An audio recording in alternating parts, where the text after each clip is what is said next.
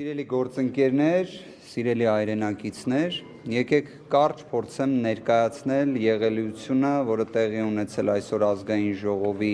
շենքում։ Մենք ինքներս եղել ենք նիստերի դահլիճում եւ կարելի ասել հենց քիչ առաջ ամբողջ տեղեկատվությունը կարողացանք ստանալ։ Դուք կլսեք բնականաբար տարատեսակ իշխանական մանիպուլյացիաներ, բայց ես իմ սովորության համաձայն կփորձեմ ներկայացնել ամեն ինչ փաստերով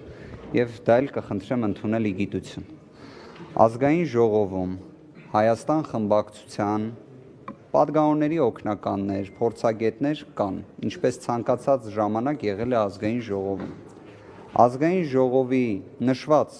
կարգավիճակ ունեցող մեր ընկերները այսօր կարծես թե ժամը 2-ի, 2:30-ի կողմերը ունեցել են որոշակի բանավեճ երկու պատգամավորի հետ քաղաքացիական պայմանագիր խմբակցության։ Դա կարծես թե առնվազն այն տեղեկությունները, որոնք ունեմ, ամբողջությամբ հարթվել էր։ Այսինքն տեղում խոսել էին, կարծես թե եղել է Սիսակ Գաբրելյանը եւ Հակոբյան Հրաչյան։ Դա կարծես թե հենց տեղում հարթվել է եւ մարդիկ ձեռք սեղմել են, անցել են առաջ, այսինքն որևէ ինչ-որ վեճ այդտեղ չի եղել։ Դրանից որոշակի կարճ ժամանակ անց մեր գործընկերներից Սևակին հրավիրում են սուրճ խմելու։ Հրավիրում է կարծես թե այս մասով խնդրում եմ նախնական ընդունեք տեղեկությունս ազգային ժողովի նախագահի տեղակալ Ռուբեն Ռուբինյանի աշխատակազմից ներկայացուցիչներ, կրկին կարծես թե հենց ՔՊ-ից հրավիրում են սուրճ խմելու։ Սևակը բնական է արձագանքում է,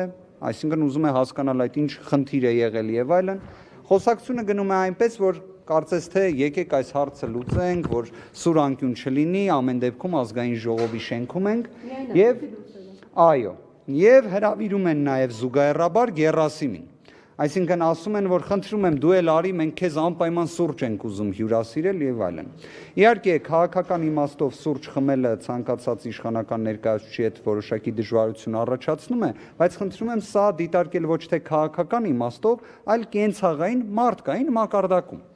Հրավիրում են սուրճ խմելու, այնտեղ լինում է նաեւ տղաներից Տարոնը,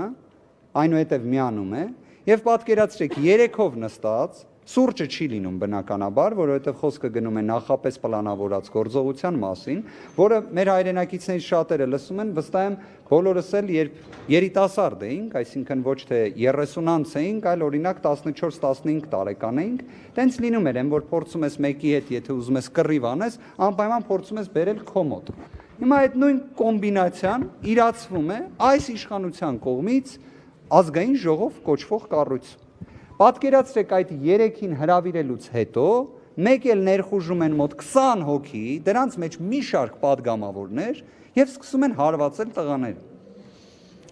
Սրանունը ինչ դնել։ Խուլիգանություն։ Ընդհուպ մինչև դրան հետևն են եղել սպասելուց եւ շատ սինխրոնիզացված այդ գործողությունները կատարել։ Դա արդեն վերածվել է,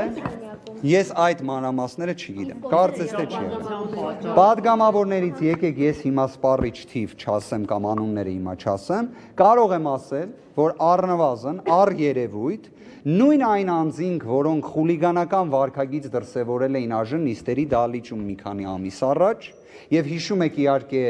ժողովրդավարության բաստիոն հատուկ քննչական ծառայությունը ինչ էր արել այդ դեպքով, այն է ոչինչ, նույն ակտիվությունը ունեցել են։ Տեսեք,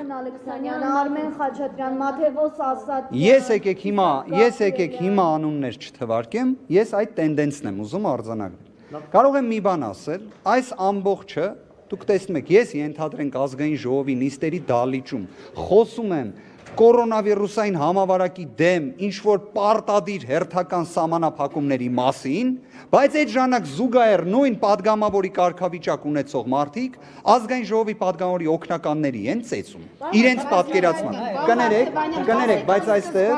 այստեղ եկեք մի հատ կարևոր նրբություն կա, այնպես չի որ կարացել են ծեծել։ Այլ հարց է այստեղ, մի հատ շատ կարևոր նրբություն էլ կա։ Այստեղ ես տեսնում եմ նաև դե դուք ճիշտ հաշվի առեք, մարմնական վնասվածքը որ տեսնում եք, հաշվի առեք մարդկանց մասնակցություն, թե քանի հոգով են եկել ու ինչ եք դուք տեսնում։ Այստեղ ինչն եմ ուզում ընդգծել, ես տեսնում եմ, որ անվտանգության ծառայության ներկայացուցիչներ էլ կան, Ամենացավալին այն է, որ այդ դեպքը տեղի է ունեցել անվտանգության ներկայացուցիչների կրկին ներկայությամբ։ Եվ ինչպես նախկինում, ես այստեղ իհարկե զարմանալիորեն պետք է նշեմ, որ այդ հետարքիր հետազոտությունը կատարվել էր Դանիել Իրոնիսյանի կողմից, կրկին այդ ժամանակացույցը անվտանգության աշխատակիցների միջամտելու շատ հետարքիր կերպով կրկին հօգուտ իշխանության ներկայացուցիչների է։ Ես ինչ եմ ուզում ասել։ Սա ազգային ժողով, չգիտեմ ոնց ասեմ, եթե սա այս իշխանության վճռական գործողությունների արդյունքում վերածվում է չազգային ժողովի։ Տեսեք, ես մի բան եմ ուզում հասկանալ, ոնց կարող է падգամավորը թույլ տա իրան գա օգնականի ֆիզիկական ինչ-որ միջամտության մեջ։ Գիտեք, այստեղ որ տեղեկություններ կան, որ երբ որ դուք նշեցիք Սիսակ Գաբրիելյանի եւ Հրաչյա Հակոբյանը միջանցքում հանդիպել են, այդ ժամանակ ասում են, որ ինչ-որ ռեպլիկ է արձակվել Սևակի Գերասիմի կողմից եւ դա է եղել ի սկզբանե պատճառը։ Այդ մասով իմ տեղեկությունը հետեւյալն է, որ իրականում ռեպլիկը կատարվել է падգամավորների կողմից, որին ի պատասխան հարցադրում է հնչե падգամավորներին եւ այդ հարցադրումից հետո հարցը սպառվել է։ Ստեղ կարևորը մի բանն է, սիրելի հայրենակիցներ, իշխանական եւ ոչ իշխանական զանգվածային լրատվության միջոցների ներկայացուցիչներ ջան, դուք նորմալ եք համարում, որ կարան ինչ որ մեկի ցանկացած անձի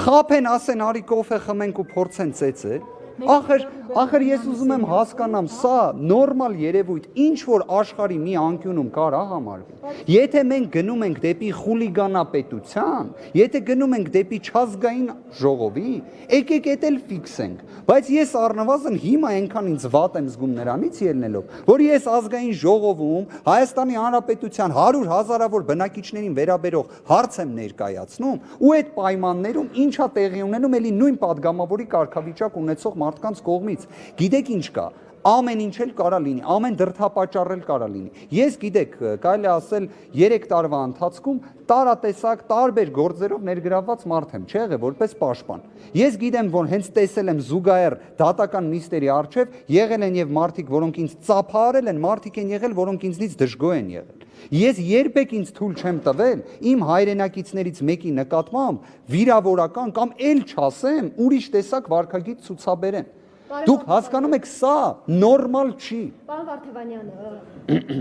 բժշկական միջամտություն ում են ցուցաբերել, ինչ վնասվածքների մասին է խոսքը եւ իրավական հետևանի հարցի խնդրում պատասխանեք, հաղորդում ներկայացնելով թե ոչ։ Գիտեք, տվյալ դեպքում դուք արդեն բոլորդ կատարել եք հաղորդում ներկայացնելու համար բոլոր անհրաժեշտ գործողությունները, ԶԼՄ ներկայացուցիչները արդեն իսկ սա հանրայնացրել են, հետեւաբար սա արդեն հանրային տիրույթում գտնվող հարց է, սա այլևս մասնավոր տիրույթում գտնվող հարց չէ։ Ես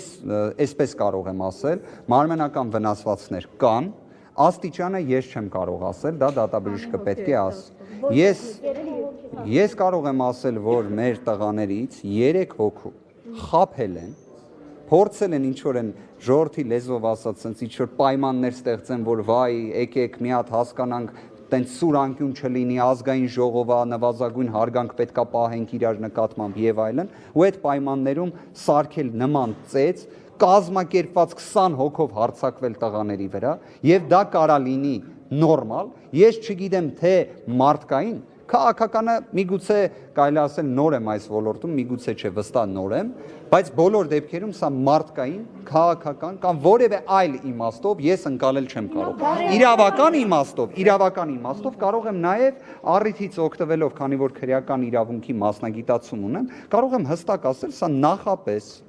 պայմանավորված ծրագրավորված մի խումբ անձանց կողմից հերթական խուլիգանության, իդեպ խուլիգանությունն էլ առնվազն եմ նշում, խուլիգանության արարքի կատարում։ Հիմա ո՞րն է առաքելությունը անվտանգության աշխատակիցների, միայն իշխանական падգամավորների։ Շատ ճիշտ հարցադրում եք բարձրացնում, ես դրանում արդեն կարծես թե համոզվում եմ, որ անվտանգության աշխատակիցները ազգային ժողովում ունեն 2 գործառույթ։ Առաջինը զանգվածային լրատվության միջոցներին ասեն ձախ կարակ քայլեք, աջ չեք կարակ քայլեք, եւ երկրորդը, երբ տեսնում են, որ իշխանական ներկայացուցիչները ուժ են գործադրում, այդ ժամանակ պետքա սպասեն, բայց երբ տեսնում են, որ իշխանական ներկայացուցիչների նկատմամբ է ուժ գործադրվում, այդ ժամանակ չեն սպասում, վճռական արագ արձագանքում են։ Սաղաթելյանի օգնական իրենց բարբերաբար դիմելը մեր ներկայությամբ եւս դիմում էր եւ որևէ այսպես իրենց կողմից գործողություն չի ձեռնարկվել, փոխարենը մեզ թույլ չէին տալիս տեսանկարանել այնինչ խորհրդանում մենք իրավունք ունենք այդպիսի դեպքերը, հա, նկարելու ես առնչությամբ ինչ կարող ենք անել հետագայում։ Սիրելի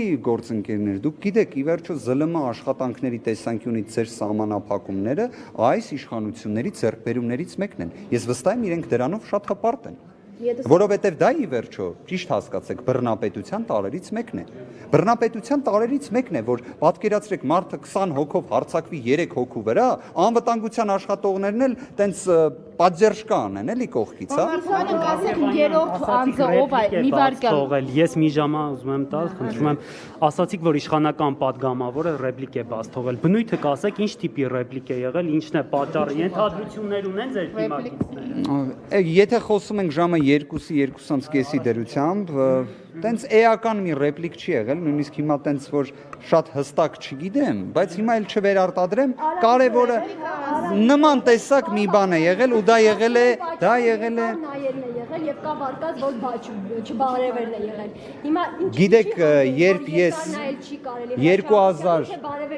2005 թվականին, երբ ես ուսանող էի, մենք նման դեպքեր շատ էինք ունենում։ Երբ մեկի վրա երկար նայում էիր, դրանից հետո գնում էինք մի հատ հասկանայինք, այդ ինչն էր պատճառը, որ երկար էիր նայում կամ երկար չէիր նայում։ Եթե ես ճիշտ եմ հասկանում, կարծես թե ես հիմա համալսարանի առաջին կուրսի ուսանող չեմ, ես չեմ գտնվում Սլավոնական համալսարանի շենքում, կարծես թե ազգային ժողովն է եւ կարծես թե այստեղ առավելապես 30-անց մարդիկ են։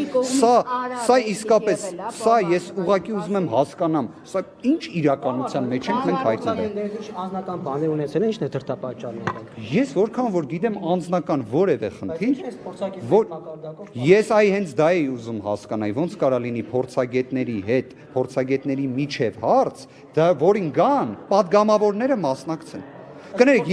ես եկեք այսպես ասեմ, եթե ես օրինակ տեսնեմ, որ իմ օգնականը